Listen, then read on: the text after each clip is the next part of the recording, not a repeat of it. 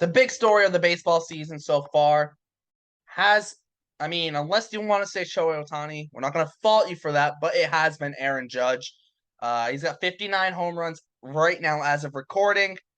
We'll see where that tally ends up once this video goes up. It could be more, but that's to be seen.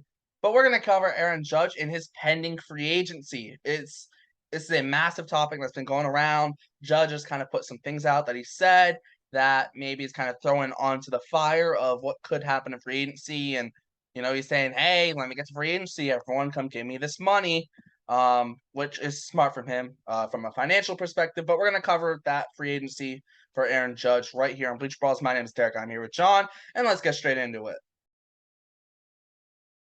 Obviously, we know Judge is going for a record right now. The American League home run record of 61 homers. He's right there on it. He might even have that record once this video goes up. So if that does happen, that'll be something. We haven't seen it yet, though, as of recording. I'll go to John. Do you think like any kind of record Judge sets will probably win the MVP? I don't think it'll be unanimous, but I would say he'd probably win it. Do you think the MVP will have an impact on his free agency? Any home run record he sets? Like, how do you think that those things could potentially affect his free agency? I think no matter what he does, he's just adding zeros to his paycheck, basically. Like, there's no way at this point, like I can't imagine how much he's gonna make, and just everything is just gonna be more and more and more, and it's just gonna drive up his value. Someone's gonna pay it, and I really, really hope it's the Yankees. Yeah, I think that's fair, right? If Judge was playing for the Red Sox as me as a Red Sox fan, I'd be like, heck yeah, I want the Red Sox playing. From a Yankees fan perspective, like yourself, John, it's like, yeah, I hope the Yankees pay him. You don't want to lose someone who's gonna win the MVP unless you're forced to trade him for whatever reason. But like if your guy's gonna be a free agent, you got to be able to do everything in your power to keep him. But that's gonna be a massive contract. There are gonna be some risks with that contract, as there is with any big contract, as Fernando Tatis has shown recently. But we're not going to get into that though, with the big contract and liabilities and all that stuff. Though we're going to cut right to the chase. Though, where do you think Judge is probably going to end up financially? And also, what are your preferences for Aaron Judge if he were to re-sign with the Yankees? What would be your preference? Like any length that you would prefer? What do you think the money's going to be around? That kind of stuff. I think you give him the 10-year deal and you keep him as a Yankee till the end of his career. There is the way the season he's having, especially. I mean, he in all likelihood he's going to pass Roger Maris in the next couple of days, or at least by the time the season's over. I mean, that's huge. He's an all-time Yankee, and the Yankees aren't the type of team that lets guys like that leave. They went out and got Reggie Jackson. They go out and get the big free agents. They've always done that.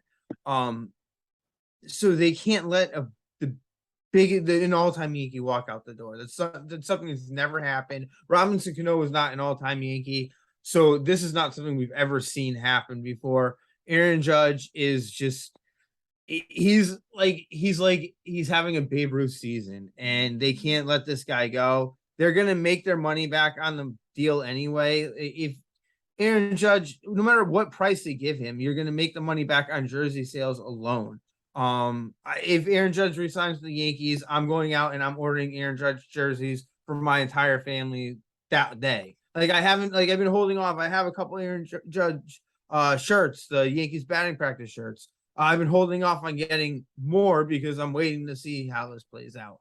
They're going to make their money back on the contract. There's no reason not to give him whatever he wants. So start at 10 years, and if it's 10 years, 40 million, then you just make the rest of the team work. Like I keep hearing about our farm system and how great Brian Cashman is at developing players. All right, well, now's your chance to prove it. Like develop some players because you're going to have some big money contracts. And another thing I just wanted to mention about that, they went out and gave Garrett Cole, who was not an all-time Yankee, a 9-year deal at an exorbitant amount of money, $32 million a season or whatever it was. They didn't give Giancarlo Stanton his contract, but they took it on, and they're only on the hook for $25 million, but still a lot of money for a lot of years for another guy that wasn't an all-time Yankee.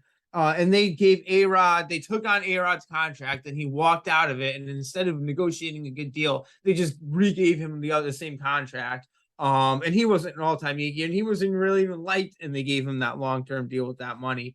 There is no reason for Aaron Judge to be the guy like, all right, we're going to draw a line in the sand for this guy. Like, that would be the stupidest thing they could do. And I do think the Steinbrenners are smarter than that. I think Brian Cashman sees it more as a business, and he just, whatever he's going to do, what he has to do. But I think this would be a situation where the Steinbrenners would overrule him because they realize what Aaron Judge means to the Yankees, and I think they understand the brand and how important in the fan base, probably more than Brian Cashman does. Yeah, That was a heck of an answer to your question. No, it's fine. It's fine. I think it's fair though. I know you brought up Cashman and prospect development. I think though that's really going to be tested if you sign Judge to a long-term deal. And I do want to kind of play into what Chaim Bloom said because obviously he's with the Red Sox. The Red Sox have a similar situation with Xander Bogaerts, not on the same scale as an Aaron Judge. But Chaim Bloom came out and said, "Hey, you can't sign a player to a long-term deal if you don't have guys ready to go on the farm because you have to offset a big contract with some guys who you aren't paying as much. You cannot pay your whole team, $30 million. It just doesn't work. Even the Mets who threw out a bunch of money this past offseason, not everyone on their team is making $30 million. And I think that's kind of where it shows, okay, where can you find the bargains? Where can you get guys that are cheaper, which a lot of times means player development and prospects and getting those guys to develop and bringing them up into the big leagues. We've seen a little bit of it this year with Cabrera, Peraza, and some other guys. We've seen a little bit of that this year, but it needs to continue. You can't just have a couple guys come up here and then and hope that that's going to be enough and be tens of millions of dollars over the luxury tax and not that the luxury tax would be a problem for the Yankees, but you don't want to pay a team have a total payroll of like 275 million for them to not be great because you have a whole bunch of big contracts and you can't get the supporting cast around them. I think that's going to be a big deal coming. A big thing with the Aaron Judge deal is okay, cool. If the Yankees get Judge locked up, great. You have your cornerstone locked up. Now you got to get the supporting cast, whether that's veteran guys, and not just the supporting cast, like guys who are in their prime now, like a Garrett Cole. But I mean, like guys to go around the superstars, go around the ace, the big bat in the lineup. Guys who may be the 9-hitter, but they're solid parts of your team, like Jose Trevino, for example. I think he's kind of a perfect supporting cast guy. Like you need those kind of guys on your team, and it'll be interesting to see. Okay, how are we going to how the Yankees going to figure this out? How from Brian Cashman, how are we going to figure this out when we have Donaldson, Stanton, and Cole and Judge and all these massive contracts on the books? How are we going to fill out the rest of this team? Well, yeah, and I think, at least with a few of those are long-term deals. The good thing with Donaldson you could look at that and write that off is if you do go over the luxury tax, at least Donaldson's only a 1-year guy on that, at least 1 year on his contract. And I like that you brought up the supporting pieces. The Yankees do have a couple supporting pieces. It looks like they might have a couple in place. Oswaldo Cabrera looks like he can play every day, and you can just got to say, hey, here's a position, go play it, and he'll be able to pull it off. If he keeps developing like that, there's a cog, or just a guy you could fill in. Harrison Bader's come out tonight. We're recording this Harrison Bader's debut. As of the moment I'm talking, he's 2 for 3 tonight. And you got him for a couple of years. His contract can't be up anytime soon. They said he's only 28. There's a few short-term pieces in place for that. We're hearing a lot about Anthony Volpe. Well, there's going to be a long-term, or at least a person in place to fill out alongside Aaron Judge that would be making low money for a few years. Yep. So there's no reason why they can't make this work. And the one other thing you said about that, geez, there's so much I wanted to cover on what we were saying. No, let's just keep going. And if I remember what I was going to say, I'll say it. Yeah. Well, I think too, also like Donaldson's only 1 year left. Kind of left it's not a long-term option at shortstop. You could look at a Peraza, Volpe, left side of the infield, maybe. I know both those guys are shortstops, but you can't play 2 shortstops at shortstop. It just doesn't work. One of them's gonna have to move somewhere. Maybe you slide one of them to third or whatever. You do have DJ LeMahieu long-term. For 2023, there's still Anthony Rizzo, and I think Gleyber Torres is still under contract, right? Both of those guys are under contract for another a year, I believe. I think Glaber's just another year. I know Rizzo, it was only a 2-year deal, but he does have an opt out. So we'll see Yeah. what he chooses to do with that. Oh, and one of the point I did want to make, you mentioned having high payrolls with no results. The Yankees went through that from 2013 to Yep. 2016. High payroll, very little results. We went through it. It was terrible, but having gone through that, I grew up well, whatever. The point is, having gone through that era, I would very willingly sacrifice to go through that again to keep Aaron Judge as a Yankee. If I have to go through 4 years, 3, 4 years of the 2013 era again at the end of Aaron Judge's deal, I would do it. I'd sign up for that. Yeah, I think there's a little bit of difference between that though, because at that time the Yankees they weren't just like pumping out prospects or having guys like jump into the big leagues and have great success. They didn't have a whole lot of that, and the Chapman trade kind of started that reset effect of okay, bringing Gleyber Torres in that trade, bringing a couple other prospects, and kind of just reset as from a front office and a team perspective, get ready to roll. Obviously, Aaron Judge's emergence was a big part of that. Gleyber Torres, I think, was a rookie in 2017 or maybe 2018, one of those years. 2018. Yeah, it would have been 2018, because yeah, something like that. Yeah, but the point is that they did reset, and that's kind of gotten them towards where this point is now. You see the domino effect, and and there's this balancing effect as a front office of a team and the front office for a team. And it's okay, we got these big contracts, we need to balance it out with some lesser contracts.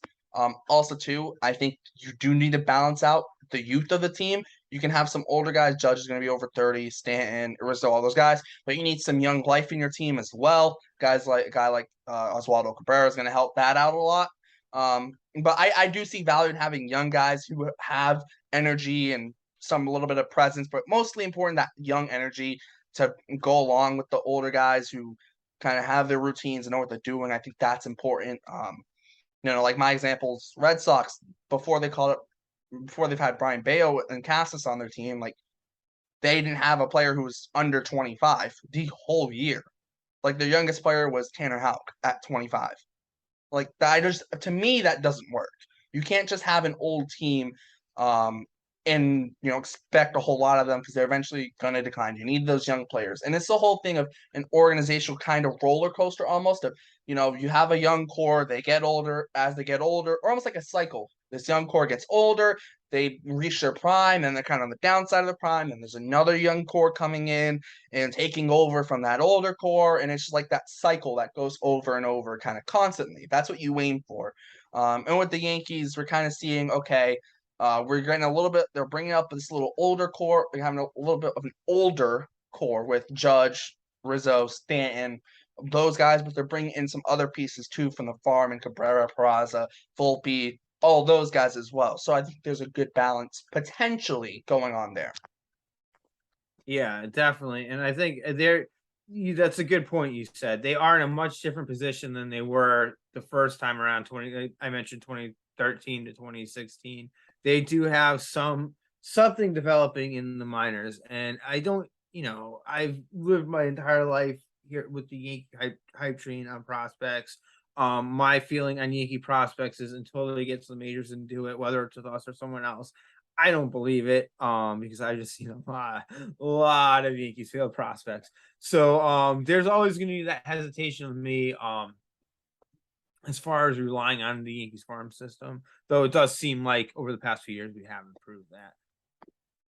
Yeah, I think that's a big thing though, is like these young prospects though too. You're also when you bring them up, you're not bringing them all up to be superstars. I know Anthony Volpe's probably top 10 prospect in baseball, like unanimously a top 10 prospect in baseball. But you're not expecting him to be. You can't expect him to be a MVP candidate right off the jump, or even necessarily a Rookie of the Year candidate right off the jump. I feel like there's also too an expectation with big market teams where these guys got to go right away and perform from the jump, and that's not always the case. Sometimes it's bringing a different element to a team too. With me being a Red Sox fan, I've seen it a lot this year where it's guys like a Jarren Duran who it's like the fan base just gets in his head and it just knocks him out of it totally. Where it's like we don't need you to steal 50 bases and hit 300. We just need you to be, bring us a speed element. we're not asking for gold glove defense. Just make the routine plays. And he's in his head trying to do, everything. It's like, and it's just true for Yankees too. You have some of these Yankees prospects don't pan out. Sometimes it's just like, hey, we're not asking you to hit 50 bombs and hit 400 and whatever. Just do a job. And I think organizations are getting kind of into a point where they're realizing that. Obviously, you have some prospects like Fernando Tatis or Vladimir Guerrero Jr. Not even Vladimir Guerrero Jr. because he started off slow. But these younger guys, there's occasional ones, a Juan Soto, and they get right off the bat super quick, great start. That's super rare. You rarely see that. Look at Aaron Judge. What did he do his first year in the big leagues, John? Oh, he tore it up. MVP. No, not his full first year. Not his full first year. Oh, you're talking in 2016, his first at bat when he comes into Yankee Stadium as a first at bat and hits the Mohegan Sun Sports Lounge. That was amazing. Overall, though, what are you doing? Oh, overall, yes. Oh, okay, yeah. That's what I'm saying. Strikeouts. That's what I'm saying. Those strikeouts, yes. Luke, you should have heard that guy during that spin. I'm like, I think Aaron Judge is going to be a great player. He's like, look at all these strikeouts. This guy's going to be terrible. He'll be out of baseball in no time. He's Rob Deere. Luke, Aaron Judge ain't Rob Deere. But Derek, the point you made, and I love that point, is how important it is to be able to play like in New York. And Aaron Judge is a homegrown guy that came up and he handles New York perfectly. Like bringing somebody in. If you let Aaron Judge go, you have to bring someone else in, or you have to rely on someone coming up, and you have to hope those people can handle New York. Like with Aaron Judge, you know what you have, and like I said, you can say how no matter how big that contract is and how big it makes your payroll look, you are going to make that money back without question. If they're the Yankees, they have to do it, and they don't have a financial problem either. They're not the Oakland A's. Like they don't have to worry about finances either. That's the thing. I said before the season I don't see Judge getting 400 million. I might kind of have to eat those words back a little bit now. But also too, who said no one if someone would have told me, yeah, he's gonna hit he's on pace at 65 home runs in September, I might say, okay, maybe 400 million is not that out of this world. I kind of feel like though he's gonna end up, and I've been saying this, and it seems like this is where the MLB is going as a league, and it seems like through the age 38 season is like the max for a lot of these newer long-term deals. Like Tatis, I think Lindor was as well. Maybe not Lindor, but I know Tatis was. I know a couple other guys who are younger getting these big contracts. The age 38 season seems to kind of be this is as far as we're going through that age 38 season. I think that would be 8 years for Judge. So 8 years, you're probably looking at minimum of 35 million. I think it's going to be they're going to have to go 10 years, 400 million, because there's going to be some owner out there that's Steve crazy Cohen. enough to offer him that, and the Yankees are going to have to match it. I think as much as the age 38 season, there is that drop off. That's unquestionable. You see it across the board. You're just going to have to eat it and deal with the fact. I think you can. I think you can do that. And I don't think the fans are going to care. The fans are going to be fine with it. And when we get to that point, we'll remember this day and be like, okay, we understand. You just eat it. And there's going to be that owner out there that's going to, Artie Moreno probably is going to offer Aaron Judge $400 million. The Yankees are going to have to match that. Steve Cohen. Oh, God, I hope not. Look, Steve Cohen. He's going to just throw money in front of his face, though. Here's the thing with Steve Cohen. And he's got all the money he wants. He'll go a shorter term deal though. He won't go long. Yeah, I don't exactly. I think with him, it's going to be like I'll give you a lot of money over a short period of time. He's a smart guy. He's going to do that. But I don't think it behooves him to get into a bidding war with Aaron Judge, because let's say he does sign Aaron Judge away from the Yankees. I think that's going to make Mets fans very, very happy. I think he just wants to raise the price on Judge, though. I think he's just going to be a smart businessman. Raise the price. That's true.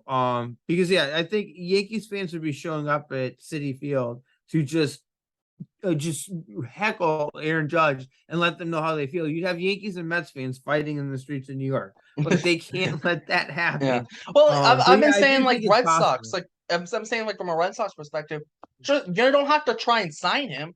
Raise the price. Yeah, exactly. Like if you're a rival team of the Yankees, if they're gonna sign him, why not make them pay more money? And I think that's a fair thing for any team. Obviously, there are going to be teams who are legitimately in an Aaron Judge sweepstakes, right? But if maybe you're not necessarily looking to sign him, but you're saying, hey, let's take advantage of this and let's raise the price. Oh yeah, and the Yankees have done that to the Red Sox. Yeah. They've never really done that to the Mets, so I'm hoping Steve Cohen doesn't do it back to us. Because I was thinking about that today.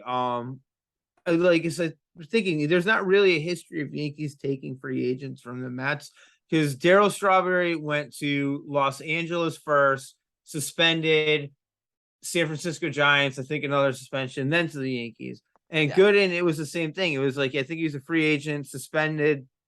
I know there's a stuff like that. There, free agent, and then went to the Yankees, and no one knew what he was going to be, and he was kind of went into the season as the fifth starter.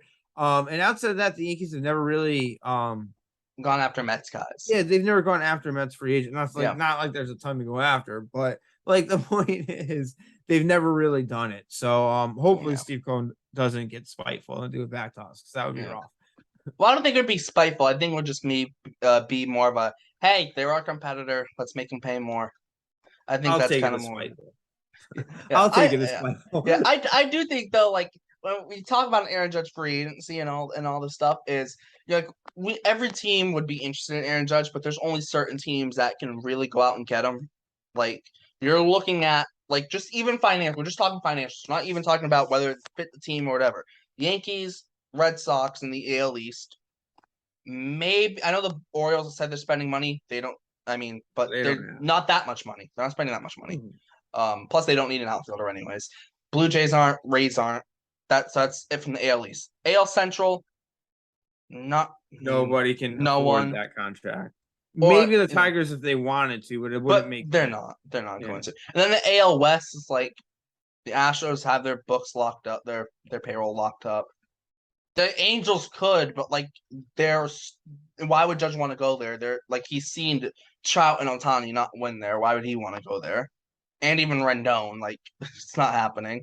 The only team I'd maybe throw out there is the Mariners, but I don't see it happening. But they're like they're like the biggest long shot ever. The NL East, the Mets, Braves, that's not happening. Marlins, no. The Phillies, maybe. Dombrowski's running the ship. Braves aren't that they don't run their organization. The Braves aren't. The Phillies, I think are the only option maybe in the NL East, but like they don't need an outfielder. Yeah, they have Schwarber, Castellanos, Harper, and they got Brandon Marsh from. The last thing the Phillies need to do is hand out another bad long-term big contract to an outfielder or corner. Well, I know Judge been playing center, but long-term, but he would be a long-term corner outfielder. Yeah, exactly. And like the NL Central, like. All small market teams, pretty much. Cardinals and Cubs aren't necessarily small market, but they're not shelling out money like that. And then you're looking at the NL West. It's like Padres, Dodgers, Giants are probably the only three options. But like, are the Dodgers going to spend big again? They did Mookie and Freeman. They're going to go for a third guy? Probably not. I think the Giants are the biggest competitor out of that. Because it doesn't really make as much sense in San Diego for them. So it's going to really come down Yankees and Giants. And Yankees should be able to outbid the Giants. Yeah. Then it just comes down to Judge. Does he want to stay in New York or does he want to go back to Cali? Mm-hmm. Exactly. Exactly. And here's the thing too. Like we all know it's a possibility Judge does leave New York. But here's what I don't think Aaron Judge is going to take like a discount to leave New York. I think it's similar offers and, not that I don't like New York, but, I want to go back home to California or whatever. I think that would be like the only reason why he leaves the Yankees. I don't think it's going to be, I want to go play for the Red Sox. I don't think Judge would do Yankees fans like that. But I think he knows, like, having been from that Northern California area, like, there's like the Giants are a good fan base. Stolen from New York, but we could get into that another day. But the Giants are a good fan base out there. And Aaron Judge knows that, but he knows there's nothing like being Mr. Yankee. Yeah. And the price, what's the price for that? And the fact that you're gonna just make so much more money, like on the side, like in endorsements in New York, and just have that long-term Yankee connection. Yeah. There's even if the offer's close, like there's still so much extra that New York can Yeah, offer. It's exactly. I different think than that's fair. Philly. Now, the only thing I do love about what Judge is doing right now. Viv asked him about the Red Sox and Fenway, and he is not saying no to anything, and it's super smart. Why would you potentially take out someone who might want to bid for you, even if you don't want to go there? Like, it's like, okay, maybe you don't want to go there, but hey, you can raise the price for a team you actually want to go to. And I think that's also another thing too, where I think Judge has been clever in this too. You hear guys like Boris guys, and they get the most money, and only regular like Xander Bogaerts. Anyone ask him about his free agency, he's just like, I'm not talking about it. Like, I'm just here to play this season, and we'll see where it goes. You ask a lot of Boris guys, they're just like, we'll see what happens. I'm just playing this year. I don't want to talk about it. Judge is like, I'll talk about it. I'll go anywhere. I'll play anywhere. You want me? You can pay me. And it's smart from a financial standpoint and a business standpoint as well. He's saying, hey, and he's giving all his options open. And I still think he stays with the Yankees. But, if he can go to the Giants and say, hey, give me $40 million a year for 10 years, and then he goes to the Yankees, it's like, hey, do better than this. Well, Yankees, here's $42 million a year for 10 years. Something like Yeah, or that. just match it. I mean, like I said, match it. I'd say I'm the Yankees. I just come to the table like, look, you had a monster season. Someone's going to offer you 10 years, 400 million. We'll put it on the table right now. Let's not sign the deal before we even have hopefully have the championship parade, right? Well, Like I Yankees think win the he's gonna World hit free Series, agency get though. that 400 million for 10 years, and just get the contract done. Yeah. Now, the last thing I want to ask before we wrap this up is just quickly do you think if the Yankees postseason run goes bad and it goes bad, do you think there will be any detractors from either side to maybe pull, not necessarily stop him from staying with the Yankees, but maybe a deal doesn't get done like early in free agency, and it's one of those where it kind of lags and just kind of takes forever to get done? Yeah, and that's a real possibility. And I haven't given the Aaron Judge contract situation a lot of thought recently because there's a lot more to focus on for the Yankees. But when things were going good earlier on, that was a big topic, and I've thought about that. I think if they do get an early exit in the postseason, I think you're going to get a lot of angry New York fans that are going to say, they're going to be calling into sports radio saying like, "Oh, this guy wants all his money, but he doesn't perform. Let him walk." They'll be the small minority, but they'll be like Yeah. the loudest of But those you'll people. hear them, and that's the thing. We always hear the extremes. Exactly. And I It's don't think it's that thing. I just don't yeah, I don't think Aaron Judge is necessarily gonna have a bad postseason though, Yeah, because he's bet on himself this season and he's gone out and performed under pressure all season long. And I think he knows that like a monster postseason yeah, is upset. And maybe instead of I'm saying 10 years, 400 million right now, maybe by the time the postseason's done, I'm saying 10 years, 450 million. He can do that, and he's done it all season long where he is just every time he just keeps adding zeros to the paycheck. So why not do it in the postseason? And that's what gives me a lot of hope is that this team's starting to get healthy again, and the fact that he has gone out and bet on himself and won. yeah. I think the last thing though I do want to bring up before we wrap this thing out, because I know we are running long, but it's a great conversation. It's great for the viewers to kind of get see our perspectives from it. But I think too, if Aaron Judge gets 45 million a year, what the heck is Shohei Ohtani gonna get? I think that's the last kind of. I think Aaron Judge will have a massive trickle effect on what's going to happen for Ohtani, because it's going to be the same teams bidding for Ohtani, because those are the only teams that can pay someone $50 million a year. And what's Ohtani going to get? Well, you can say as a hitter, he's probably worth 25, 30 million. As a pitcher, 25, 30 million, if not more. Yeah, I mean, whatever. He should make at least $1 less than Aaron Judge because Aaron Judge is the MVP and not Shohei Ohtani. No, but I think though, I think like all the contracts this free agency, but especially the Judge contract and the DeGrom contract, are going to have big trickle effects on a guy like a Shohei Ohtani in 2020, going into 2024, the 2023-2024 off season. So I kind of like to see like those trickle effects and see, okay, Judge signs for 40 million, DeGrom signs for 35 million. Those are both per year numbers. Well, does Shohei get 60 million a year, even if it's a shorter term? Like I think that's kind of an interesting to think about. Obviously they're having their MVP race. Like I said, I think Judge will win it. And obviously there's going to be the side that yells out, Judge stinks, Otani should win it, or there's the Judge is amazing, Otani isn't good enough. But those are the two extremes. They're both having great seasons. Like I said, I think Judge wins it. And I think it's just going to be another stepping stone, another kind of feather in his cap, another feather in his hat to go, hey, give me the blank check. Let me write whatever I want on it and pay me that. Definitely. And I think it could have a trickle effect on Otani, but Otani's proven, and he proved it by signing with the Angels in the first place, that with him, it's not necessarily about the money. And he wants to win. I think it's where he lands. I think it's really important where he lives. So I think LA and San Francisco, maybe Seattle, West are the Coast places where he'd be okay with. And from that point forward, it's whoever offers him the most money out of those places. Because I think those all three of those organizations are, well, the Giants have won recently, know how to build a winner. Dodgers are a very good team that won in a COVID season. And the Mariners have been bad for a while, but they look to be an up and coming team. And anyone through those teams becomes a football. Dodgers are a contender. Giants and Mariners become a contender with Otani. So I think he stays on the West Coast, and then whoever offers him the most money out of those three. Yeah. Also, too, well, the that's best a chance conversation for another day. day. Exactly. But I think that's a great place to end it. Obviously, Judge has had a ridiculous season. Like there's not good, not great, like amazing season. And he could even win a triple crown. That's to be seen. Obviously, that'll probably go down to the very end of the season.